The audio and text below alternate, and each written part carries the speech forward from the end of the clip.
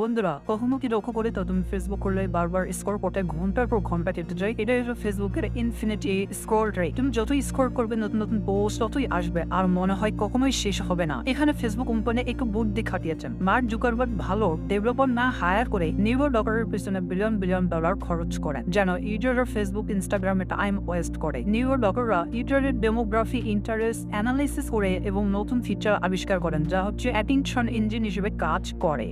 মানে তারা চায় তুমি যত বেশি সময় থাকো তত বেশি সময় অ্যাড দেখো, আরো বেশি বেশি কানেক্ট থাকো। তোমার ব্রেনও আসক্ত হয়ে যায়। একটি লাইক, একটি শেয়ার আর স্কোর তো চলছেই। বন্ধুরা, এটা স্বাস্থ্যের জন্য ভালো নয়। সময় চলে যায়, মনোযোগ কমে যায় আর প্রোডাক্টিভিটি চলে যায়। বন্ধুরা, কাজের সময় ফোনকে দূরে রাখো। স্কোর করার আগে নিজেকে প্রশ্ন করো, এটা কি সত্যিই দরকার? ইনফাইনাইট স্ক্রোলে আসক্ত কমান, সময়কে নিজের কাজে ব্যবহার করুন।